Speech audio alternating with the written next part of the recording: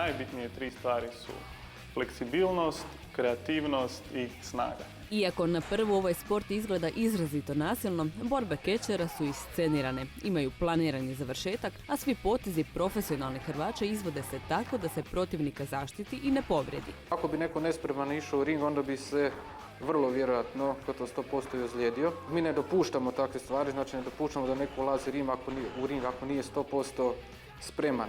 Bojan je tek jedan od prvih hrvatskih kečera kojeg vodi ljubav prema ovom sportu i želja za animiranjem publike. Veliku popularnost poput onih američkih još ne uživaju jer je ovaj sport u Hrvatskoj tek u svojim začecima. U Hrvatskoj je počela priča još 2005. godine, zapravo sa prvim ringom, pravom ekipicom i prvom publikom. U početku ih je bilo tek dvoje, no ubrzo se društvo hrvatskih kečera proširilo, te su se u njihove mlade živote uvukle svakodnevne akrobacije, borbe te naporni treninzi. Moj omiljeni potez je suplex, to je potez bacanje preko lega. Početak meča, ovo što ćete sada vidjeti, je znači klinč, udarac koljenom u trbuh i body slam. Body slam je potez koji znači borac diže drugog borca na ramena i zabija ga u ring. 2-3 puta tjedno treniramo, ali evo, ja sam prije prvog nastupa trenirao mjesec i pol. Ako neko spori uči neće odmah, nakon mjesec, dva neće kasnije, a neko ko brzo uči će možda čak i prije doći na nastup. A na nastupima tek slijedi pravi show. Naime, tada dobro uvježbane poteze začine i atraktivni kostimi hrvača. Volimo divlje boje, otkačene tipa muškarci u tajicama i ostalo.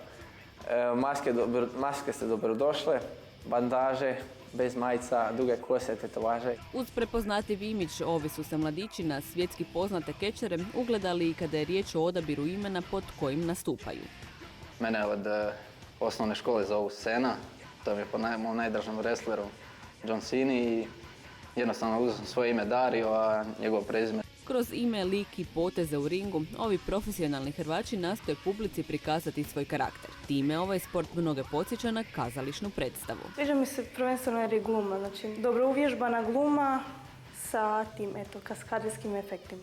Što se tiče tih fleksibilnih poteza i sličnih stvari, cure to koje su trenirale cijeli život, nekakav ples ili nekakvu aerobiku ili nešto slično, imaju puno veću prednost na nekim koje je ogroman težak. Zato se ovi momci nadaju da će se njihovim jakim snagama uskoro pridružiti i veći broj dama.